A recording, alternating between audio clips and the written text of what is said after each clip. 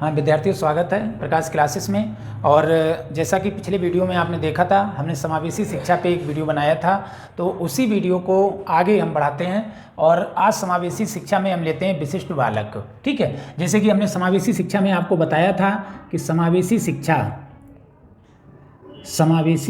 शिक्षा में दो प्रकार के बच्चे थे, यानी सबका समावेश था। एक सामान्य बालक और दूसरा था विशिष्ट बालक। सामान्य बालक और दूसरा था विशिष्ट बालक। ठीक है, पिछले वीडियो में जैसा कि हमने बताया था। और अब हम बात करते हैं कि विशिष्ट बालक में कौन कौन से बालक आते हैं। ठीक है, कितने प्रकार के बालक होते हैं। तो देखिए, विशिष्ट बालक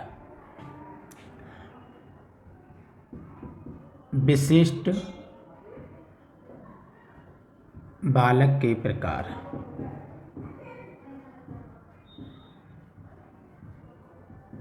विशिष्ट बालक के प्रकार। ठीक है, पिछले वीडियो में आपको बताया था कि समावेशी शिक्षा क्या है, एकीकृत शिक्षा क्या है, सामान्य शिक्षा क्या है, ये सारी प्रकार की शिक्षाएं हमने बताई थी। अब हम विशिष्ट बालक की इसमें बात करते हैं। इसमें दोनों प्रकार के बच्चे शामिल होते हैं, एक सामान्य बालक और दूसरे विशिष्ट बालक। तो सामान्य बालक में आपको जानकारी है, विशिष्ट बालक हम आज लेते हैं। विशिष्ट बालक में किस किस प्रकार के विशिष्ट बालक होते हैं, तो पहले हम ले लेते हैं शारीरिक दक्षता के आधार पर। शारीरिक दक्षता के आधार पर।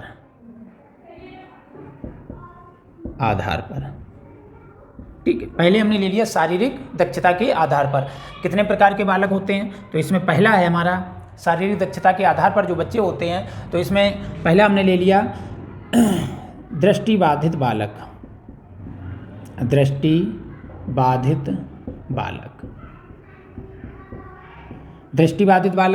दूसरा हमने ले लिया श्रवण बाधित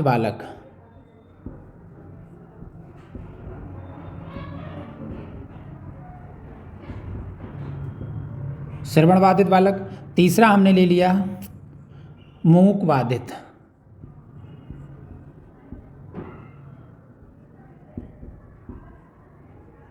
बाधित बालक। और चौथा हमारा है अस्थि बाधित बालक। ये चार प्रकार के हमारे शारीरिक दक्षता के आधार पर बालक हो गए। पहला दृष्टिबाधित बालक, दूसरा श्रवण बाधित बालक, तीसरा मूक बाधित बालक या जिन्हें बोल नहीं पाते हैं, और अगला हमारा हो गया अस्थि बाधित बालक। ये चार प्रकार के बालक हो गए शारीरिक दक्षता के आधार पर। अब हम चल रहे हैं मानसिक दक्षता के आधार पर। मानसिक दक्षता के आधार पर। मानसिक दक्षता के आधार पर बच्चे कौन कौन से होते हैं, इसमें हमारा है प्रतिभाशाली बालक। दूसरा है हमारा मंदबुद्धि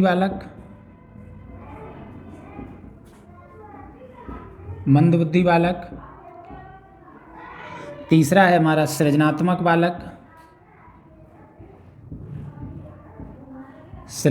बालक। ये हमारे हो गए मानसिक दक्षता के आधार पर। अब हम आगे बढ़ेंगे तो आएगा शैक्षिक रूप के आधार पर या शैक्षिक रूप से भिन्न बालक। ठीक है, शैक्षिक रूप से भिन्न बालक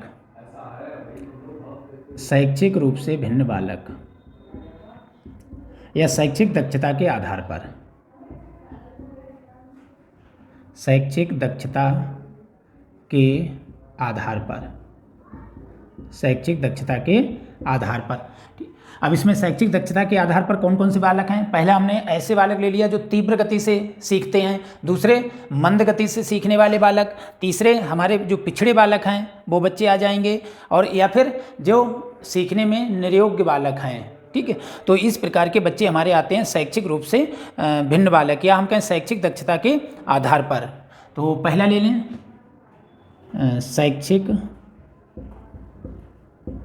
शैक्षिक या तीव्र गति से सीखने वाले बालक। इस प्रकार से ले लेते हैं। शैक्षिक संबद्धता हम कह सकते हैं, या तीव्र गति से सीखने वाले बालक। तीव्र गति से सीखने वाले बालक। दूसरा हमारा मंद गति से सीखने वाले बालक, मंद गति से सीखने वाले बालक, सीखने वाले बालक,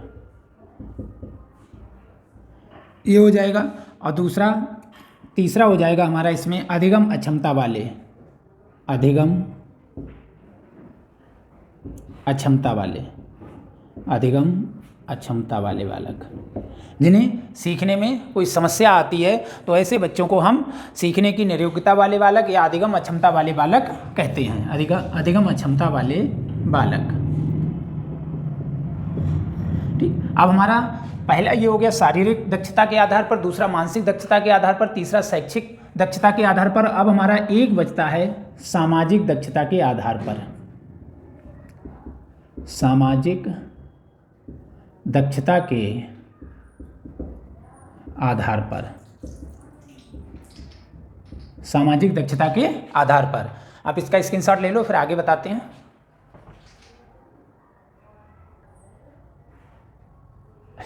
जो चौथा प्रकार है जो भी रह गया था उसमें वह हमारा क्या है, सामाजिक दक्षता के आधार पर, सामाजिक दक्षता के, सामाजिक दक्षता के आधार पर।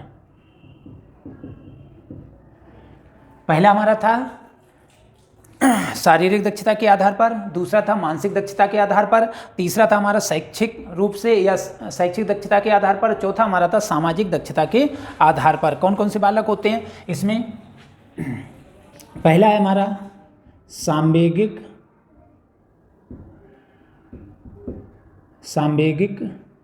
रूप से भिन्न बालक, भिन्न बालक। बहुत से बालक सांवेगिक रूप से भिन्न होते हैं, बहुत जल्दी रोने लगते हैं, बहुत जल्दी गुस्सा करने लगते हैं, तो इस प्रकार के जो बच्चे होते हैं वो सांवेगिक रूप से भिन्न बालक होते हैं। दूसरे हमारे बालक इसमें आते हैं असमायोजित बालक,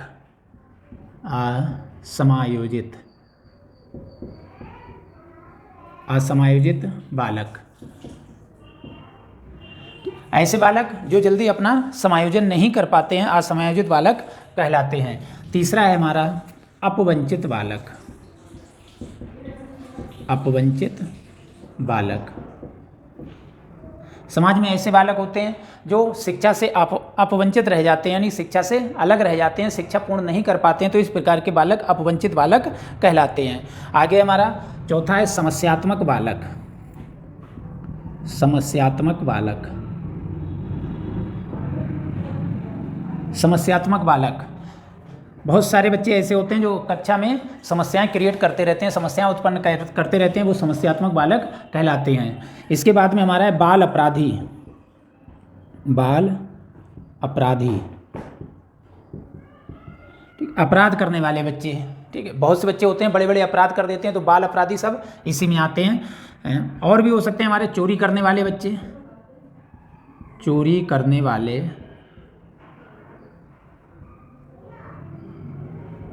बालक। ये हमारा है सामाजिक दक्षता के आधार पर। ठीक है, इसका स्क्रीनशॉट ले लें, फिर आगे बताते हैं। विद्यार्थियों, अब हम पहला प्रकार लेते हैं। जो हमारा पहला प्रकार का था शारीरिक दक्षता के आधार पर, उसमें सबसे पहला हमारा प्रकार था दृष्टिबाधित बालक, दृष्टिबाधित बालक।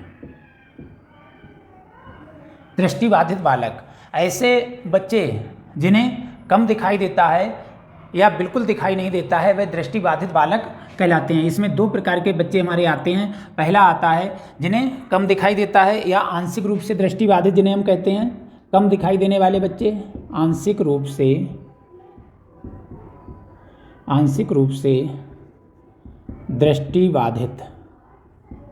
दृष्टिबाधित बालक। ऐसे बालक जो आंशिक रूप से दृष्टिबाधित होते हैं, जिन्हें कम दिखाई देता है, वह बच्चे हमारे आते हैं आंशिक रूप से दृष्टिबाधित बालक में। और दूसरा हमारा आता है पूर्ण रूप से दृष्टिबाधित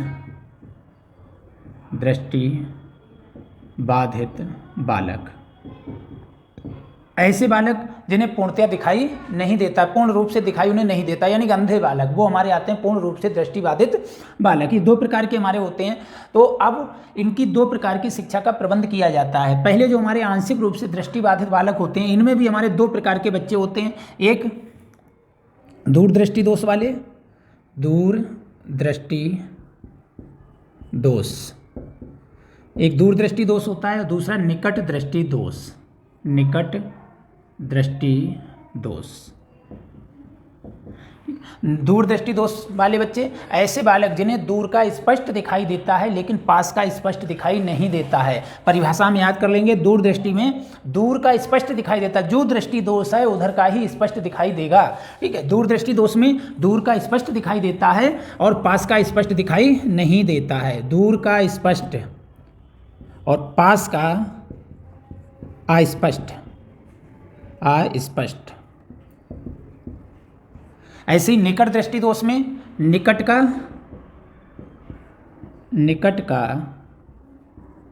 स्पष्ट, दूर का अस्पष्ट, अस्पष्ट। तो 2 प्रकार के आंशिक दृष्टिबाधित बालक होते हैं, उनमें दूरदृष्टि दोष वाले होते हैं और निकट दृष्टि दोष वाले। दूरदृष्टि दोष वाले में दूर का स्पष्ट दिखाई देता है और पास का अस्पष्ट दिखाई देता है या स्पष्ट दिखाई नहीं देता है। और इस प्रकार के बच्चों के लिए क्या करते हैं, हम चश्मे का प्रयोग करते हैं। दोनों प्रकार के बच्चों के लिए हम चश्मे का प्रयोग करते हैं। जो आंशिक रूप से दृष्टिबाधित बालक होते हैं उनके लिए एक परीक्षण चलता है जिसे हम कहते हैं स्नेल चार्ट। क्या कहते हैं इसे? स्नेल चार्ट, स्नेलन चार्ट, इसे हम कहते हैं स्नेलन चार्ट। ठीक है, स्नेलन चार्ट के माध्यम से इन बच्चों का परीक्षण किया जाता है और इसकी खोज किसने की थी? Herbert Snellen. ये कौन लाए थे? Herbert Snellen, Snellen.